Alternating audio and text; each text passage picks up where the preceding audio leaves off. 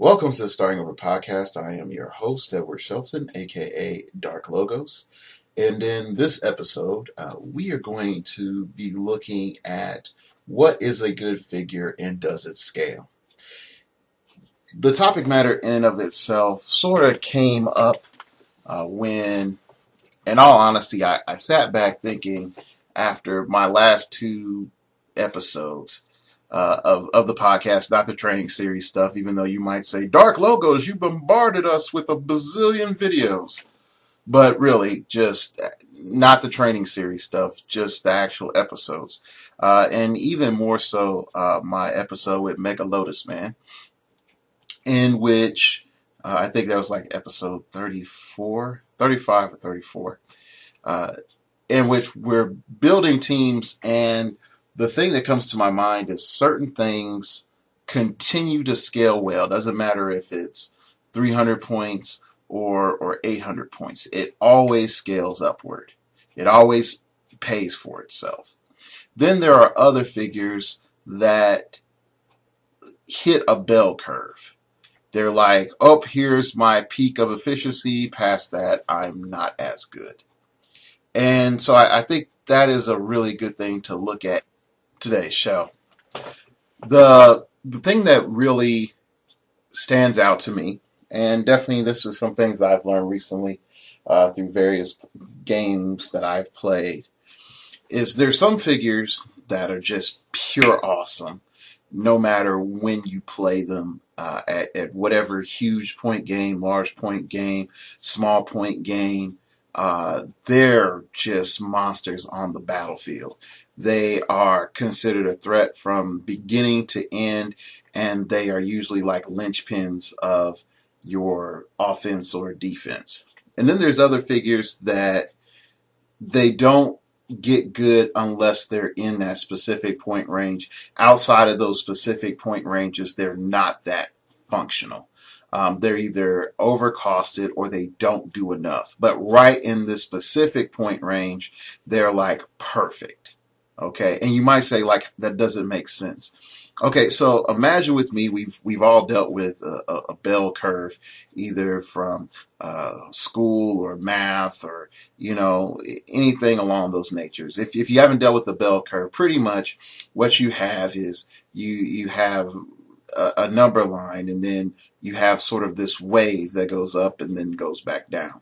At the peak of this wave, or within a certain area of this wave, at the top is called the bell part of the curve, this because it looks like a bell. But anyway, at the top of it, you reach the apex. What is the average area or points or number period in which this wave hits its apex, and you measure it from that point? Usually it's there to determine like, oh, how many students did well on this test. Okay, this is the average score, then adjust from that point on. But in HeroClix, no one really applies this sort of thinking to HeroClix unless you're trying to make some other like magic formula in which you can say like, oh, look, I can add these figures together and bam, I have this ultimate team. But we can see really there are some figures that, they are not good because you just can't afford the support. But once you get the support, oh man, they are ridiculous. And then there's some figures that are great options, mainly because you don't have to invest the support. But once you start seeing, investment options as being, viable, then they're not something that you'd like to go to. So what I'm going to do, and you're going to be like, oh, wow, you actually going to do that? I'm going to give you a couple of examples, and some of my examples are going to throw you off of like, this doesn't make sense why you're going to say that this scales this way. And then some of my examples, you might say, yeah, I 100% agree. Recently, in a game that I played, and even on the blog, which is startingoverpodcast.blogger.com. Yes, I have a blog now, so check that out because I will have content up there every Monday, Wednesday, Friday, or Saturday. It's going to be a Friday or a Saturday. So it's starting over podcast .blogspot.com.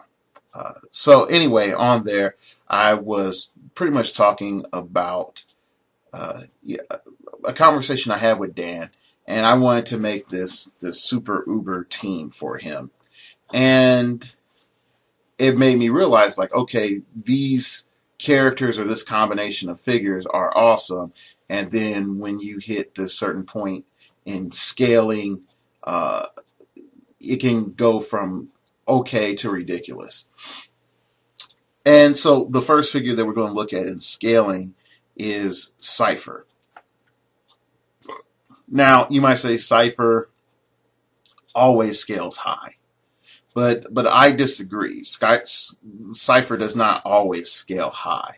Cypher is a figure that, in all honesty, breaks the curve, because as you go up in points, the more powerful he becomes, but also as you go up in figure count, the more powerful he becomes. So he scales in two different ways. One is in figure count, the other is in game point value.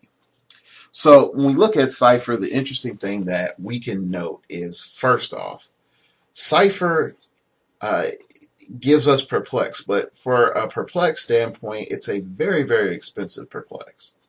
It's ridiculous. The next thing that we note is, Cypher allows us to copy copyable team abilities that our opponent has, which includes ATAs. Now, Cypher's support value is a majority in him giving ATAs. Him having Perplex is sort of just like WizKids being nice. And if they didn't do that, people would still play Cypher. Maybe not as much. And I will say, since GSX is an older set, I mean, you can still get Cypher, but just a whole lot of people don't think about it. And I don't even think he was that high up in rarity either. So we can see that Cypher scales up. Why does Cypher scale up? What's so powerful about giving team abilities? The biggest thing is this. If my opponent has Mystics on 2 figures and a wild card, that means there's a possibility of 3 figures total of having Mystics. But if my team is 5 or 6 figures deep, then now I have 6 Mystics, and he's going to have to mow down my team. He either has to kill off Cypher, which is, I'm going to force my opponent to be in a very risky situation, or he can mow through all the rest of my team and eat all that Mystics damage. Either way, my opponent is going to be at a tactical disadvantage. Now, if they have Pulse Wave or Mind Control or whatever else, you could say, like, I can get around it that way. But you're forced to use those options. You don't necessarily want to use those options.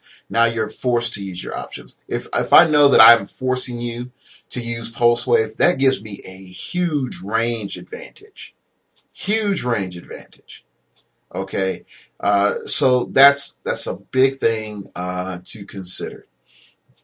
Okay, so let's even go into a little bit more creative sphere. If I use Cypher and I copy League of Assassins, and there's lots of walls on the map. Because again, if I pick map or my opponent picks map, it doesn't matter. If my opponent picks map, they're going to pick a team ability that's going to benefit them. So my opponent has League of Assassins, and I copy that team ability. Now their Merlin is completely worthless. Okay, because now Merlin can't make ranged attacks against my team. You say pretty much with Cypher, whatever I feel is the strongest element of your team that can be applied to my team in the terms of team abilities, I'm going to pick that. So your advantage is now my advantage as well. And in some teams, some advantages are way stronger than others. Okay? So Cypher, no matter what, scales up in the point value and also in the number of figures.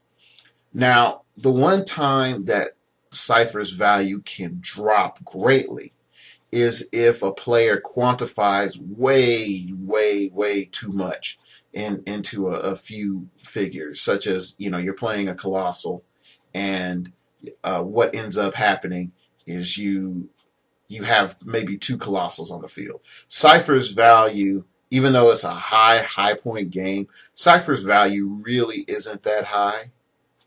It's still good, but it's not as high as it could be. Okay, so I want you to keep that in mind. That's like the one rare occasion in which Cypher doesn't scale. Okay. Now let's look at another figure when we look at scaling. Okay, and in that bell curve. The next figure that I want to present to you is Beta Ray Bill. Beta Ray Bill from the Fast Forces, and I'm going to look at him at 150. And I know I said that, Beta Ray Bill is shenanigans, and Beta Ray Bill is shenanigans.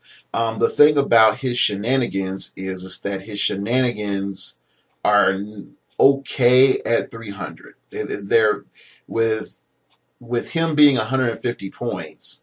You have 150 points left to work with, and many times that doesn't give you a lot of options. That definitely doesn't give you a lot of things so you can protect Beta Ray Bill, let alone put him in a position so that he, is not a victim of outwit or relic stealing or any other element that could come along, okay, or resource dial negation. All right. But we see we have so few figures to pretty much just block line of sight to Beta Ray Bill. Beta Ray Bill role, and people don't realize this, Beta Ray Bill's role on an offensive nature is to be a late game cleaner, while his beginning and mid game status is purely a defensive piece that on occasion takes an attack. And people are like, what? Are you high? And it's like, no, really. That's what Beta Ray Bill's job is. Beta Ray Bill's job is to be a defensive character mid-game and a late-game cleaner. If you do your job right, no one's going to get line of sight to Beta Ray Bill. If no one gets line of sight to Beta Ray Bill, then guess what? Once you whittle down his army, the other person's army, you're only left with a top dial impervious monster that can charge, where your opponent is probably at best has invulnerability or some shape change or a super senses roll. Big difference, big difference. Now, why does Beta Ray Bill scale upward? Okay, he scales upward definitely when we get to 400, you have more stealth options you can add. 500, more stealth options. 600, more stealth options. Okay, and we probably hit that peak between 600 and 700 because you're able to add in all these stealth options and they can stay within 6 squares of Bill, and then that's great. Now we start to see the decline really once we start hitting 700 to 800. Why is that? We start seeing colossals in support. And colossals can just look over the battlefield and be like, I see you, Bill. I can't target anyone else, but I can target you. Psychic blast. Good night to you, sir. Oh, I see. Now I can see all these other figures, multi-attack and go to town. Okay, so the disadvantage of Beta Ray Bill is dealing with colossals or giants, figures that can see over his ground fodder that he's protecting. And you don't really see that until higher point games. And with the way the meta is now, people really just avoid giants. And they say, well, giants can be shot at by anybody and whatever. That is true. But if you have really good defensive options, giants can be monsters because they can see over other figures. Their reach is a lot farther, and they can pick their shots. Like you will never really need to see a giant with sharpshooter. Ever, because they'll always be able to pick the target that they want. as long as it's within range. Okay, so we can see this as we go further down. The point ranges, to the 1,000, 2,000 point games. Beta Ray Bill's value just decreases. He might be able to lead a pocket of 400 points worth of figures of support to ensure that they stay alive. But that's really it. He's not the heavy damage dealer. He's not the figure that you're really depending on for a rally. He's just there. Okay, so he's definitely a figure that I will say epitomizes the bell curve. Okay, the next figure that I want us to look at, since he's the new hotness, and he brings up concerns on my end on can I trust WizKids to be reasonable when it comes to the game, is the Arkham Asylum Guard. The Arkham Asylum Guard gives us, of course, capture at 45 points. And in all honesty, it's a ridiculous steal. And his clicks, and being 5 clicks deep with toughness at the beginning is just hilarious. And overall, I feel that this figure can do a lot to make people question, not necessarily stop, but really question, is it worth quantifying so much of my points into one figure? Okay, so with Arkham Asylum Guard, he pretty much says to us, low point games, 200, 300 point games, he can be a game changer. He not just a game changer, he can be an MVP. Okay, once you start going up in point value, you start hitting those 400, 500 point games. His ability to be a threat goes from all game down to mid game, and then even further to late game. And when we're talking about capture in particular, the chances of him surviving that long is really low. Okay, unless you have a wave deployment philosophy, which you just deploy your units in waves. This is your beginning game wave, this is your mid game wave, this is your end game wave. Okay. The other thing that you have to consider is with that 9 attack, yes, the higher points you go up, the more perplex that you're able to use. But the downside is this. You spent 2 perplexes to get his attack up to an 11. What is your average defense in a 500 or 600 point game? 18, 19, maybe even 20, depending on the situation. What's the chances of him hitting versus that character that has that 11 attack and 5 damage, and then you just perplexing up that character? So you're stuck at really realizing that you can capitalize on the fact that Arkham Asylum Guard is cheap. You can capitalize on the fact that you can capture figures. You can capitalize on the fact that you can possibly capture 1 figure, maybe 2 before that Arkham Asylum Guard dies. But your chances of hitting can be ridiculously slim. Really ridiculously slim. If you don't have the proper setup. And so the higher points you go, the more setup you need. So his value decreases and hits his peak at really at about 400. And then after that, it sort of goes down. Because no one's going to allow Arkham Asylum Guard to capture Galactus. Galactus is going to colossal push and multi-attack Arkham Asylum Guard before he even has a chance to get a capture off. Now, if you want to use Arkham Asylum Guard as like a distraction, that's more than valid. That is an awesome idea. Glad you thought of it.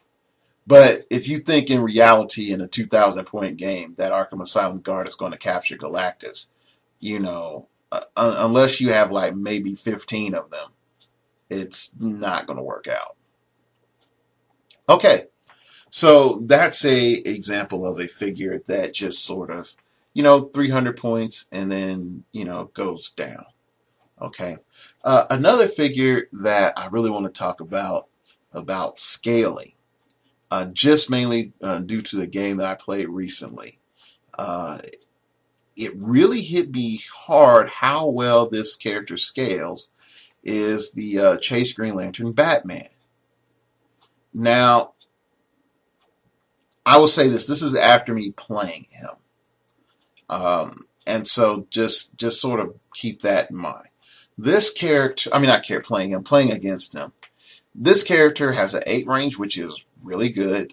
12 movement, which is really good with running shot. Has the ability to use energy, explosion, incapacitate, and telekinesis, which, depending on your format, whether it's Golden Age or Modern Age, it opens up veritable options. Okay. When a friendly character is KO'd by an opposing character's attack, you can remove an action token from Batman, which I don't think my opponent really used. And so that in and of itself can be good to allow you to rally. Okay. Now, in a 300 point game, if you combine him with Lucius Fox from Dark Knight Rises and maybe, a gauntlet or a utility belt or whatever else, in your support, maybe some cool prob in the form of Tarot or some other figure, then you have it. Boom, there it is. You have a nice team. Is it as powerhouse functional as a lot of other teams in the meta? No. It's a nice option, but once you dedicate 150 points to getting a 11 attack and an 8 range and 3 damage, I would say that you've overpaid, considering that you can get similar results for way less. Okay? Now, with that being said, once we start going up into a 400 points, we can start seeing some of his advantages. Oh, stealth. Oh, okay. I have outwit starting off. I qualify for this advantage. I can start building in those elements of that Green Lantern tank. Okay, I can fit in another enhancement piece. I can fit in, that perplex. Oh, a PD TA, a Hydra TA. Oh, I can, put in Lucius Fox to take tokens off of Batman. Once we start adding all these elements in, yeah, you can go into classic Green Lantern tank mode. But classic Green Lantern tank mode really just caps out around 500 points. And it really was, the epitome in a meta in which your high damage values were not only just top dial, your high attack values were top dial, but also you could completely protect your Green Lantern figure from, just by surrounding them and them being able to shoot through their pretty much the fodder. So the thing that it becomes interesting is that now we can reapproach that same sort of tactic and then say, okay, Batman Ally TA is the one thing that's giving me that protection, and I can use the Green Lantern TA so that I can carry all these figures around. But once you start getting to that 1,000 point, when you start getting to that 700, 800 point game, it just doesn't scale. It just doesn't work because his base damage is way too low. He's 7 clicks deep, and you start dealing with ultimates with psychic blasts and 6 damage, or just being able to say like, hey, I'm a colossal, my rules say I ignore stealth. His value just drops. So you're looking at like, oh man, what all I can add in and how ridiculous I can be But then you also have to say, like, oh, what else can my opponent add in? And it's like, oh, yeah, then that's not as good anymore. All right. So that's something very weird that a lot of folks don't see. They say like, oh wow, this character is a huge amount of points. This character is really strong. But I don't know why when I play him in these big games, he dies. When I play him in these other games, he's just awesome. I don't get it. Okay. So let's go ahead and look at another figure. And this figure, I'm sort of picking on it because I don't like the figure, but I want to sort of bring up to you about scaling and really trying to emphasize the scaling element. Let's look at the Justice League 52 set and look at Fury. And I want you to calmly look at him. And I'm trying to do that myself. Just calmly look at him. All right, 200 points, 11 attack, 18 defense, 4 damage. He has ability, so he can use his special power, allows him to use Pulse Wave and Poison. He has a defensive special ability that on clicks 3 through 5 that pretty much gives him invulnerability. And it says if Fury possesses this power after an action resolves in which he took damage from a ranged combat attack, heal Fury of 1 damage.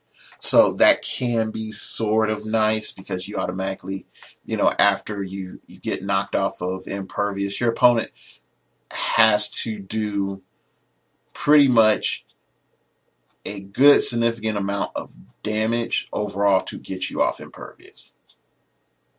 So that's something that people really don't think about with him. But where's the scaling issue? You're a giant. He's a giant, first of all. That's the problem with no really good defensive options. And for his price range and his scale of attack, it just doesn't work. Having 2 targets isn't bad, but 2 targets and relying on ranged combat expert at 200 points, it just doesn't work. So when we start seeing it 200 points in the way the meta is now, with all this psychic blast running around and all this really just cheap damage running around, in spite of him having quintessence, he just doesn't do that much. And you could say for 200 points, I can get Master Mold. And then add 40 more points to put the gauntlet on him. And, if I was to put the two, have the two just wail on each other, Master Mold would win. Okay? So we can see like at 200 points, not scaling really well. Okay? Really, let's take that back. Let's take that back. At 300 points, he doesn't scale really well. At 200 points, he might scale well because now my opponent is really limited. They can do a 2-man team. They can do a bunch of little guys, but they have too many little guys. Then yeah, that ranged combat expert is a one-shot. So at a 200-point game, you probably see Fury at its apex because now my opponent is sort of struggling to deal with all this damage reduction, and boosted up Psychic Blast isn't as strong. And if my opponent is packing a lot of 3 damage, then yeah, it's going to be a problem because, hey, if they don't do it from melee, when I land on my little special power click, absorb energy, then yeah, I can heal back up. I'm going to mitigate some of your damage. So what we see is this figure hits its apex at literally the price it comes in as being a one-man army. Once you get past that, it just doesn't match up. It just doesn't match up. And if you look at as I harp on it, all the cheap damage that's in the game from 10th anniversary, ask yourself, if you were able to make a 200-point man team using at least one major attacker from 10th anniversary, could you take on Fury? And the answer probably is no. In most cases, the answer is probably no. And I'm saying strictly at 200 points. There might be two figures off the top of my head that I think that would automatically just be a threat. The first would be Lex Luthor with some form of AIM Renegade backup, and then the second would be Dark Phoenix, just because she can use Running Shot Pulse Wave. So that can be interesting as well. But yeah, the Running Shot Pulse Wave will definitely give Fury a massive headache. And then also knowing that you're going to get First Strike too. So okay, so we see a figure, and I'm giving you an example of a figure that just peaks out as soon as it comes in as a one-man army at 200 points. Past that, it's not any good. All right, let's look at one more example and then sort of quantify everything that we've talked about. And this last figure, the main reason that I'm going back to this figure is because I think that a lot of people don't really think about him anymore, and they don't think about him as a threat. And then definitely, in all honesty, as it is now in the meta, if something's older than 6 months, just people forget it. They don't even think about it anymore, which is sad. Okay, so this figure is Darkseid from the Superman set. And this figure in particular gives us several, just at the time it was like, oh my gosh, Darkseid, he's ridiculously game-breaking. I don't see how WizKids could have made him. And then we see more ridiculous stuff being created. And it was like, oh yeah, Darkseid, I forgot about you. You still around, bro? You still around? I thought you were dead. You know? Okay, so let's look at it. Stony, Lord of Apocalypse. Each time penetrating damage would be dealt to Darkseid, he may ignore one of that penetrating damage. If he does so, he can't transfer the damage. Boom Tube Invasion. Darkseid can use Phasing Teleport. When he does, he can use the carry ability to carry up to 3 characters regardless of their speed symbols.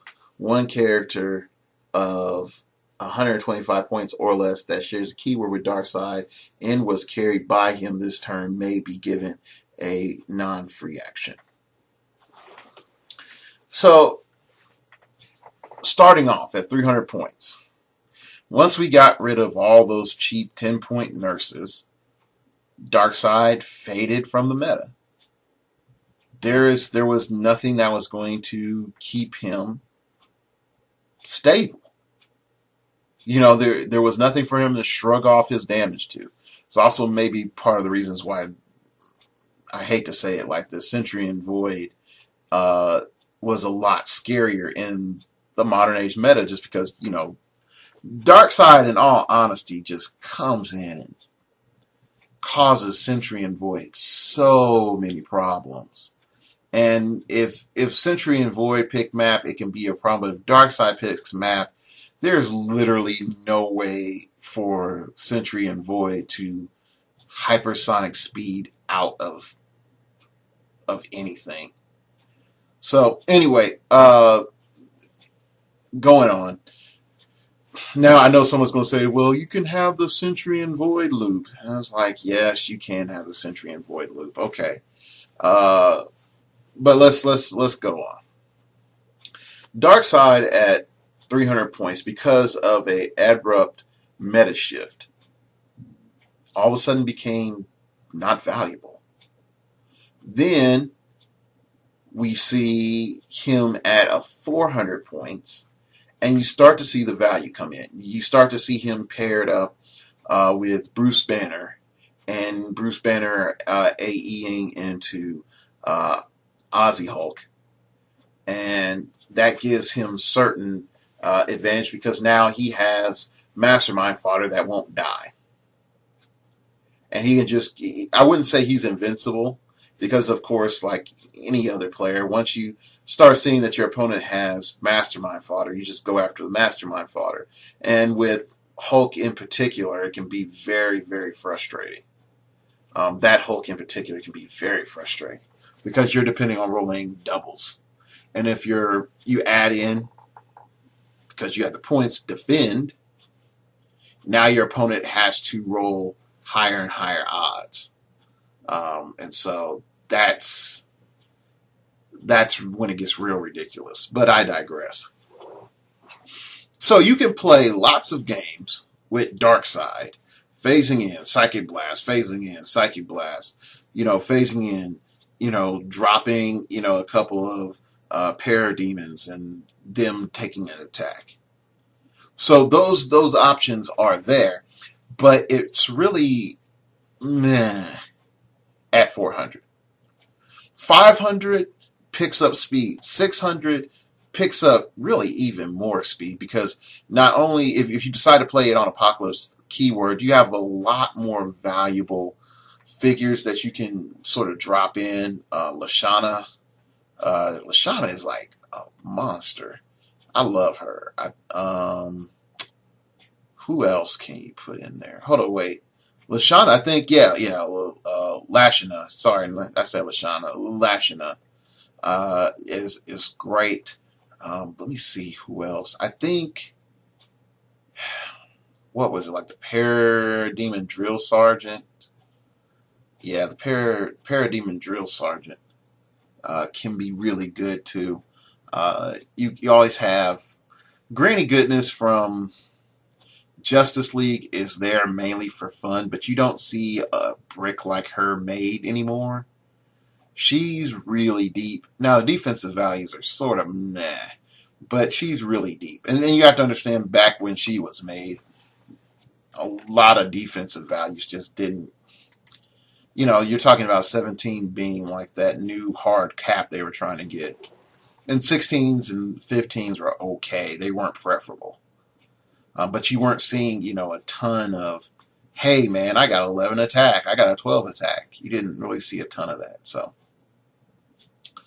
anyway, but Darkseid starts, combining with all these other different elements as he goes up in points. As we go up in points.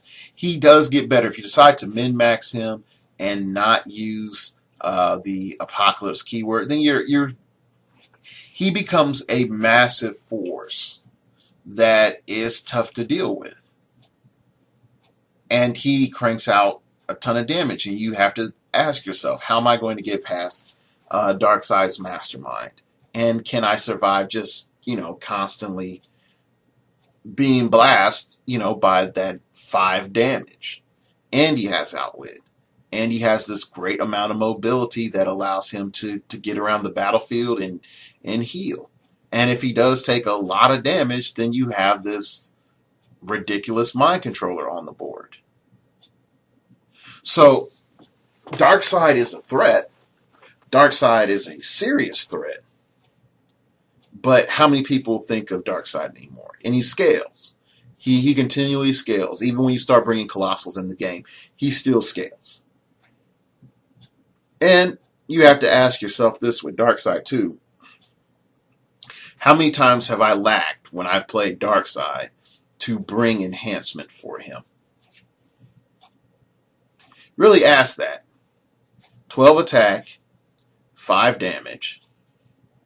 Okay, 12 attack, 5 damage. I bring 3 enhancers. That's 12 attack, 8 damage. If one of those enhancers just happen to have Hydra, then I'm lowering my opponent's defense value by 1.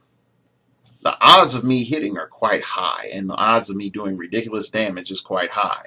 What is that going to do to my opponent's team when I can Psychic Blast 2 turns in a row for 8 damage? I'm going to melt Colossals. Yeah, that's just pure and simple. I'm going to melt Colossals. So let's sort of bring all this together. And you might say, Dark Logos, well, why didn't you talk about this piece or that piece? I felt if you talk about this piece, it would have done, a whole lot better. I just wanted to show you like the gambit of scale and what does that mean. And I didn't want you to think, oh, this effect of high defense is awesome, or this effect of shenanigans is awesome, or this effect of, just, points being awesome. I just didn't want you to see one element. I wanted you to see a nice diversity of different play spheres, and play mechanics and how they scale. Okay, so you can say that we've looked at capture. You can look at team ability sharing. Beta Ray Bill is pure shenanigans. Fury gives us some great options when we look at just a pure 200-point game. And what does that mean for him after that? And Darkseid, hey, once you're able to play him at 400 points and higher, he goes great. So just sort of take all that in, and then really ask yourself, when you build a team, does for the scale in which I'm dealing with, does this work? What is introduced into the play options when I open up this many points, or take away that many points, or when I'm limited to figures with X cost? What value do they have? Because I'll be honest, if you play a game that's 1,000 points and then you say no colossals or no figures under 100 points, then all of a sudden there's a whole host of figures whose playability becomes ridiculous because the cheap options are no longer there. And then there becomes some strategies that are just not doable. When you say no figures under 100 points, when it comes to support, you're either looking at then investing in very expensive support pieces that do ridiculous amounts of things but are high point cost. Mainly I'm looking at the bug.